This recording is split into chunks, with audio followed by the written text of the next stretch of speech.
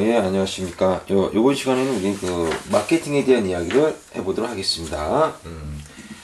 자, 59페이지 보시면, 59페이지는 별 얘기 안 했습니다. 별 얘기 안 했고, 60페이지 보시게 되면, 거기 중간에 보면 필요와 욕구? 이게 나오잖아요. 이거를 갖다가 그때 강의하시는 분께서 다 아시죠? 이렇게 이야기를 했던 것 같아요. 근데 설명을 안 해주고, 그래서 한번 여러분들 한번 요거는 한번 읽어보시고 알겠습니다. 니즈와 완추는 한번 읽어보시면 되겠고, 설명을 한 게 어디냐면은 63페이지. 예, 63페이지 보시면 3번 고객 생애 가치를 높일 수 있는 방법입니다. 여기서 이제 우리가 이제 고객 생애 가치를 높일 수 있는 방법이라고 했는데, 이 고객 생애 가치가 도대체 뭐냐라는 거죠. 여러분들, 우리가 새로운 고객을 갖다가 새롭게 유치하는 데 따른 비용이 있을 거고요. 아니면 이제 기존 고객을 계속해서 유지하는 비용이 있을 겁니다. 그러면 어떤 것이 더 비용이 더 많이냐면 당연히 새로운 고객을 유치할 때 들어가는 비용이 더 크겠죠. 그러다 보니까는 기존 고객을 유지하는 것이 더 낫다라는 겁니다. 그래서 이미 우리가 얻어진, 즉 획득한 고객을 유지하는 것이 유리하다라는 겁니다. 그래서 기존의 고객들이 계속해서 우리 제품을 구매를 하지 않겠습니까? 그래서 지금도 구매하고, 그 다음에 1년 후에도 구매할 것이고, 2년 후에도 구매할 것이고, 계속해서, 전 생애를 거쳐서 계속 고객이 우리 제품을 구매할 것이라는 겁니다. 그러면 기업은 이런 고객으로부터 얻게 되는 어떤 현금 흐름이 있겠죠? 이러한 현금 흐름을, 현재 가치로 이렇게 현재의 가치로 환산하면, 현재 가치로 환산해서 다 더했다면 이게 바로 뭐라고 볼 수가 있냐면 바로 생애 가치다라고 보시면 된다. 생애 가치. 그러니까 이제 간단히 얘기해서 이제 우리 회사를 이용하는 고객들이 있는데 그 고객들이 이제 전 생애를 거쳐서 우리 회사 제품을 사줄 거 아니겠습니까? 그럼 앞으로 이제 사줄 것을 갖다가 예를 들어서 지금 1년에 100원 어치 사주고 2년에도 100원어치 3년에도 100원 사주면 매년 이렇게 100원어치 사주지만 지금의 가치를 이렇게 이걸 갖다 환산해 본다는 겁니다. 그럼 다 더하면 그게 바로 생애 가치라고 보시면 되겠습니다. 자, 어쨌든 이거보다는 제가 이제 설명드린 것보다는 이제 고객 생애 가치를 높일 수 있는 방법, 책에 나와 있는 방법이 좀 더 중요한 내용이겠죠. 이런 부분들이 이제 시험에 나오겠습니다. 그래서 고객 생애 가치라는 것이 나왔기 때문에 간단하게 개념을 설명을 드린 거고요. 첫 번째 이제 고객 생애 가치를 높일 수 있는 방법 첫 번째가 이제 1번 획득률 향상입니다. 거기 보시면 고객에 더 큰 가치를 제공해야 된다는 거죠. 어떻게 보면 당연한 거 아니겠습니까? 그래서 계속해서 기존 고객이긴 하지만 그래서 계속적으로 이제 그 고객에게 더 큰 가치를 제공해 줄 수 있도록 결국 우리가 비즈니스 하는 목적이 뭡니까? 바로 고객의 가치를 창출해 준다는 겁니다. 그래서 고객 가치를 창출할 수 있는 어떤 제품과 서비스를 개발하는 것이 또 비즈니스의 목표이기도 하고요. 그래서 고객에게 더 큰 가치를 제공해 주는 거고, 그 다음에 이제 두 번째가 이제 유지율 향상입니다. 애호도, 로열티죠. 이게 충성도. 그래서 고객이 우리 기업에게 충성을 보일 수 있을 정도로 이런 어떤 프로그램을 실시해야 된다라는 겁니다. 그러면 예를 든다면 충성도를 높이는 프로그램 같은 것은 어떤 게 있을까요? 예를 들어서 마일리지 같은 게 있겠죠. 그래서 항공권 마일리지 같은 거. 그래서 계속해서 마일리지를 제공한다면 계속해서 우리 회사 비행기를 이용할 거라는 거죠. 그래서 마일리지 같은 충성도를 높이는 프로그램을 실시한다라고 보시면 되겠고요. 그 다음에 거기 동그라미 2번 고객 만족도 향상을 해줘야 되는 건 당연한 거고, 3번 전환 장벽을 구축한다라는 말이 나옵니다. 이 전환 장벽이라고 하는 것은 뭐냐면요, 전환 장벽이 낮으면 다른 회사로 넘어가기가 쉽겠죠. 소비자가, 즉 경쟁 회사로 넘어가기가 쉬울 겁니다. 근데 이제 전환 장벽을 이게 높게 쌓으면 전환 장벽을 높게 구축하게 되면 경쟁사로 넘어가기가 어렵다라는 겁니다. 그래서 그 고객 생애 가치를 높일 수 있도록 전환 장벽을 구축하라는 겁니다. 다른 기업에게, 그러니까 우리 고객이 다른 경쟁사에게 잘 넘어가지 않도록. 그럼 어떻게 해야지 전환 장벽을 구축할 수 있을까요? 뭐 여러 가지가 있겠지만 자사 제품에 익숙하게 만들라는 겁니다. 그래서 맨날 쓰던 사람이 이제 계속 쓸 수 있도록, 예. 뭐 저 같은 경우도 이제 그 스마트폰 같은 거는 이제 갤럭시를 쓰기 때문에 아이폰을 쓰면은 좀 익숙지 않습니다. 뭐 그러다 보니까 계속 갤럭시를 계속 사게 되더라고요. 어쨌든 자사 제품에 익숙하게 하거나 아니면 어떤 특정 기능을 부여를 딱 해버리는 겁니다. 그래서 소비자가 그 특정 기능을 갖다 계속 쓸 수 있게끔 하고, 만약에 다른 제품으로 전환되게 되면 그 기능을 못 쓸 거 아니겠습니까? 그러니까 이제 전환을 못 하게끔 한다는 겁니다. 자, 이렇게 전환 장벽을 구축하면 되는 거고요. 그 다음에 이제 세 번째 볼까요? 적절한 획득 비용과 유지 비용을 지출한다라는 겁니다. 거기서 보시면 이제 무작정 획득률과 유지를 높이기만 한다면 생애 가치가 오히려 낮아질 위험이 있다라는 겁니다. 그래서 목표는 생애 가치를 높이는 것이지 유지를 높이는 것이 아니다라는 겁니다. 그러니까 그 목표가 바로 고객을 계속 유지하는 것이 목표가 아니라 고객의 생애 가치를 높여주자라는 게 목표가 돼야 된다는 거죠.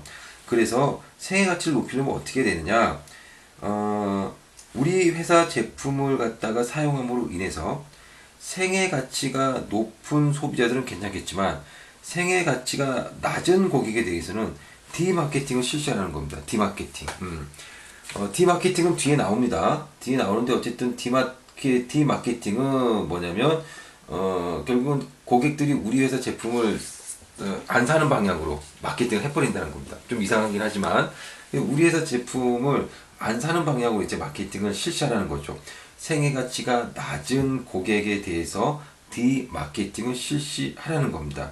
그렇게 됨으로 인해서 생애 가치가 높은 고객들에게 더 많이 집중할 수가 있게 되는 거죠. 결국 이렇게 하는 것이 이제 방금 우리가 읽었던 것처럼 생애 가치를 높이는 것이 목적이지 유지를 높이는 것이 목적이 아니기 때문에 그렇습니다. 자, 그 다음에 이제 크로스셀링과 업셀링을 볼게요. 일단은 크로스셀링이라고 하는 것은 뭐냐면요. 예를 한번 먼저 들어보겠습니다. 만약에 A를 사면, A라는 제품을 사면, X를 살 확률이 한 뭐 70%다. 근데 만약에 B를 사면, X라는 제품을 살 확률이, 뭐 10%밖에 안 된다. 이런 분석이 충분히 가능하겠죠. 이제 그 회사들은 이런 분석이 이제 가능합니다. 자, 그래서 이런 분석을 해가지고 A를 만약에 누군가가 샀다. 그러면 즉각적으로 뭐 어떤 방법을 통해서든지 전화를 하든 아니면 이메일을 보내든 뭐 어떻게 하든지 간에 X라는 제품을 살 수 있도록 권할 수 있다는 겁니다. 하지만 B를 산 사람에게는 X라는 제품을 권해봤자 별 그렇게 효과는 크지 않겠죠. 결국 이게 서로 연결돼 있잖아요. 예, 서로 이렇게. 그래서 이거 갖다 우리는 크로스셀링이라고 이렇게 이야기합니다. 그래서 고객이 구매한 제품과 관련된 제품을 추가적으로 구매하도록 유도하는 마케팅이죠. A라는 제품을 사게 되면 X라는 제품을 추가적으로 구매할 수 있도록 유도하는 마케팅. 이게 바로 이제 크로스셀링이라고 보시면 되겠습니다. 우리 이런 걸 많이 경험하죠. 인터넷을 통해서 이제 홈쇼핑 사이트에 들어가 가지고 우리가 물건을 사잖아요. 어떤 물건을 사잖아요. 그럼 그와 관련된 제품들이 막 뜬다는 겁니다. 뭐 메일도 오고 막 그래서 뭐 예를 들어서 뭐 캠코더를 하나 샀다. 그러면 캠코더와 관련돼서 그와 관련된 제품들을 사라고 문자를 보낸다거나 뭐 이메일을 보낸다거나 아니면 인터넷을 킬 때마다 그와 관련된 제품들이 막 보인다거나 막 이런 경우가 많이 있습니다. 예. 이게 바로 다 크로스셀링이라고 보시면 되겠습니다. 그 다음에 이제 업셀링일게요. 업셀링. 이 업셀링이라고 하는 것은 뭐냐면요. 예를 들면 이런 거죠. 3G 사용자가 있다고 칩시다. 3G 사용자가 있는데 이 사용자 보고 LTE를 사용하도록 LTE에 가입하도록 유도를 한다라고 보시면 됩니다. 그래서 결국은 뭐냐면 구매하려는 제품보다 더 비싼 제품을 구매하도록 유도하는 거죠. 예. 그러니까 구매한 제품보다도 더 비싼 제품, 3G보다는 LTE가 더 좋은 거잖아요. 그래서 구매한 제품보다 더 비싼 제품을 구매하도록 유도하는 그런 어떤 마케팅 기법이 이제 업셀링이라고 보시면 되겠죠. 그래서 이제 고객 생애 가치를 높일 수 있는 방법 중에 이제 마지막으로 이제 크로스셀링과 업셀링이 있다라고 보시면 되겠습니다. 자, 그 다음에 이제 64페이지 보겠습니다. 64페이지 보시면 그 중간에 보면 디마케팅이 나오죠. 디마케팅. 그래서 아까 전에 방금 저 설명을 조금 드리긴 했지만, 자세하게 설명을 드리자면, 이 디마케팅이라고 하는 것은 뭐냐면요,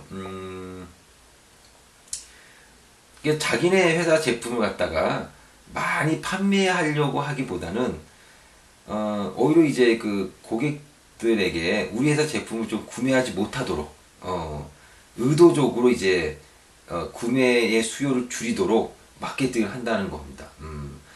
그래서 그렇게 함으로 인해 가지고 정말 그 제품을 살 수 있는 사람들, 우량한 고객들만 남기게 되고, 따라서 적절한 수요를 창출할 수 있게 하고, 장기적으로는 수요의 극대화를 좀 깨하려고 하는 마케팅이라고 보시면 되겠습니다. 이런 예는 뭐가 있을까요? 예를 들어서 이제 그 담배 같은 경우 우리가 저기 보시면 흡연은 폐암의 원인입니다. 뭐 이런 문구가 막 있잖아요. 그 담배를 사서 피려고 한 사람들이 이제 폐암에 뭐 그런 사진이 있고 그러면 사고 싶지 않잖아요. 이런 게 이제 대표적인 디마케팅이라고 보시면 되겠습니다. 그럼 왜 이렇게 디마케팅을 하느냐? 예를 들어서 지금 같은 경우는 이제 흡연이 폐암의 원인입니다. 담배를 피우면 건강에 안 좋습니다. 라는 어떤 문구를 담배 회사들이 이제 담배 가게에다 이제 적어 놓는다는 거죠. 그렇게 함으로 인해서 자기네들은 기업의 사회적 채무를 다 했다. 그렇게 함으로 인해서 소비자들에게 긍정적인 이미지를 준다라는 겁니다. 그래서 긍정적인 이미지를 얻게 되면 장기적으로는 수익성을 창출하는 데 있어서 굉장히 유리할 수가 있을 거겠죠. 자, 이렇게 해서 우리가 디마케팅을 한다라고 보시면 되겠고요. 이런 거 말고도 우리가 예를 들어서 은행 같은 경우 휴먼 계좌를 막 정리하잖아요. 뭐 거래가 거의 없는 그런 어떤 그 계좌들은 정리해버린다는 겁니다. 그런 게 이제 디마케팅이라는 거죠. 그 다음에 또 이제 우량한 고객들에게만 막 선물을 준다든가, 그런 경우가 이제 대표적인 디마케팅이라고 보시면 되겠습니다. 자, 어쨌든 디마케팅이란 자사상품을 많이 판매하기보다는 오히려 고객들의 구매를 의도적으로 줄임으로써 적절한 수요를 창출하고자 하는 어떤 마케팅, 이게 바로 디마케팅이라고 보시면 되겠습니다. 그 다음에 이제 어디를 보시냐면요, 일단 지우고 할게요.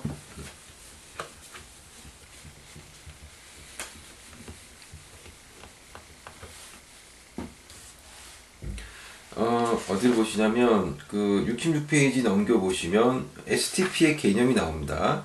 이거는 아마 그 수업 시간에 그 토요일날 강의할 때 언급을 안 했긴 했지만, 우리가 이제 간단하게 정의 드리자면, 우리가 저기 마케팅을 갖다가 한마디로 이야기한다면 STP 전략을 시행하고, 이 STP 전략에서 특히 포지셔닝을 포피에 의해 가지고 이제 실시하게끔 하는 거, 이게 어떻게 보면 이제 마케팅이다라고 보시면 되겠습니다. 그래서 이제 그 순서를 보게 되면 어쨌든 S가 뭐겠습니까? 시장 세분화입니다. 예, 시장 세분화. 그래서 세그멘테이션이라고 보시면 되겠고요. 시장 세분화. 그 다음에 이제 T라고 하는 것은요, 뭐냐면 타겟팅입니다. 타겟팅. 그러니까 목표 시장을 설정하는 겁니다. 목표 시장을 설정하는 거. 타겟팅. 그러니까 P라고 하는 것은 뭐냐면 포지셔닝입니다. 포지셔닝. 그래서 이 포지셔닝이라고 하는 단어가 우리나라 말에는 적당한 단어가 없습니다. 예, 그래서 그냥 포지셔닝을 그냥 포지셔닝이라고 합니다. 어쨌든 이게 이제 STB 전략이고요. 그럼 포지셔닝이라는 건 뭐냐? 포지셔닝이라고 하는 것은 포지셔닝이라고 하는 것은 뒤에 우리가 나옵니다. 어디 보시면 나오냐면 어차피 우리가 나중에 또 설명을 할 거니까 지금 설명을 하는 게 낫겠죠? 71페이지 보시면 포지셔닝 나오죠? 이 포지셔닝이라는 게 뭐냐면요. 소비자로 하여금 이 제품은 어떤 제품이다라고 인식시키는 활동입니다. 그래서 예를 들어서 우리 그 개인적으로도 나 자신이 다른 사람에게 어떻게 비춰질까 우리가 이렇게 좀 궁금하잖아요. 그래서 뭐 나 자신은 멋있고 그다음에 쿨하고 뭐 이렇게 비춰지고 싶다면 자기 나름대로 좀 노력을 해야 되겠죠. 예. 마찬가지로 기업들도 기업이 생산하는 물건이 소비자들에게 어떠한 이미지로 비춰질까 그게 궁금할 수 있겠죠. 그래서 우리 회사 제품은 이런 식으로 비춰졌으면 좋겠다. 혹은 예를 들어서 품질이 좋은 것으로 비춰지면 좋겠다. 기능이 뛰어난 것으로 비춰지면 좋겠다. 이런 게 있을 겁니다. 그래서 그런 것을 갖다가 실현하기 위해서 어떻게 하느냐? 바로 포피를 가지고 한다는 겁니다. 포피라고 하는 것은 뭐냐면요. 그게 뭐 이제 가격, 제품, 유통, 그 다음에 촉진, 이 네 가지를 우리는 포피라고 이렇게 이야기를 합니다. 자, 그래서 일단 먼저 시장을 세분화시키고 그 세분화된 시장을 통해서 목표 시장을 설정하고 목표 시장이 설정됐다면 우리가 포지셔닝을 구축하는데 즉 포지셔닝이란 이 제품은 어떤 제품이다라고 하는 것을 소비자들에게 인식시키는 활동입니다. 거기서 우리 책에서도 보시면 고객의 마음속에서 유리하고 독특한 위치 시키기 뭐 이렇게 나와 있는데 어쨌든 이제 이 포지셔닝 소비자들의 마음속에 어떻게 각인시켜 줄 것이냐 그런 것을 갖다가 어떻게 하냐 바로 요 네 가지 포피 가지고 한다라고 보시면 됩니다. 포피를 가지고 포지셔닝을 갖다가 구축한다라고 보시면 되겠습니다. 자, 그럼 다시 오셔가지고 어디 보시냐면요 67페이지 관요도에 대한 이야기를 해봅시다. 관요도. 이 관요도라고 하는 것은 뭐냐면요. 한마디로 말해서 이제 중요성 지각 정도입니다. 중요한지 안 중요한지 갖다가 어느 정도 이제 지각하는가. 이게 바로 이제 관요도인데, 책에서는 어떤 상품에 대해 관심을 갖는 정도나 중요하게 여기는 정도. 예. 자, 그래서 이 관요도는 크게 보면 고관여 제품이 있고요. 저관여 제품이 있습니다. 고관여 제품은 중요하니까 아무래도 물건을 구매할 때 심사숙고해서 구매하는 제품이라 보시면 되겠죠. 예를 들어 자동차라든가 집이라든가 혹은 고급 의류, 고급 화장품 뭐 이런 것들이 다 고관여 제품이 되겠습니다. 저관여 제품이라고 하는 것은요 중요성 지각 정도가 조금 낮은 거죠. 그러니까 어떻게 보면 일상적인 그런 어떤 제품일 수 있습니다. 그래서 거기 책에서도 보면 담배 같은 기호품, 일상적인 생활용품 이런 게 바로 이제 저관여 제품이라고 보시면 되겠습니다. 그래서 우리가 거기 보시면 관여도가 높아질수록 구매 의사 결정 과정이 길어지게 됩니다. 우리가 집을 살 때, 자동차를 살 때 심사숙고하고 하죠. 그래서 금방 결정 내리지는 않잖아요. 관여도가 낮아질수록 저관여도일수록 구매 의사 결정 과정이 짧아지는 겁니다.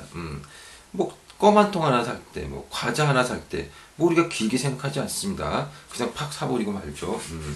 자, 그래서 관여도에 대해서 이야기를 드렸고요. 그 다음에 이제 68페이지 보시게 되면 소비자와 조직 구매자의 차이가 나옵니다. 자, 이게 또 무슨 얘기냐면요. 이건 이제 표를 보면서 잘 보시면 될 것 같아요. 그래서 이제 68페이지 거기 소비자와 조직 구매자 차이인데 소비자와 조직 구매자가 있습니다. 그러니까 조직 구매자는 누구냐? 기간 소비자라고 보시면 되겠습니다. 그래서 아마 이런 생각을 가지고 표를 갖다가 잘 보시면 뭐 너무나 당연하고 간단한 이야기를 하고 있으면 알 수가 있습니다. 자, 먼저 고객의 수. 소비자 같은 경우는 소량 구매죠. 뭐 당연히. 그다음에 고객께 보니까 기간 소비자, 즉 조직 구매자는 대량으로 구매할 수밖에 없습니다. 그다음에 고객과의 관계, 소비자하고는 그다지 긴밀하지 않죠. 뭐 조금씩 사갖고 가니까 사갖고 가나 보다라고 그냥 아는 거죠. 근데 이제 기간 소비자는 매우 긴밀하고 장기적입니다.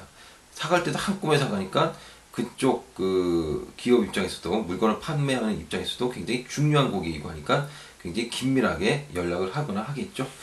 그 다음에 구매 결정에 참여하는 사람들의 수는 한 사람 또는 소수고 조직 구매자는 다수입니다. 상품 지식은 소비자는 낮지만 조직 구매자는 비교적 높을 수 있습니다. 고객의 지역적 분포는 소비자들은 뭐 당연히 여기 다 분포가 되어 있겠죠. 하지만 조직 구매자는 특정 지역에 있을 수밖에 없습니다.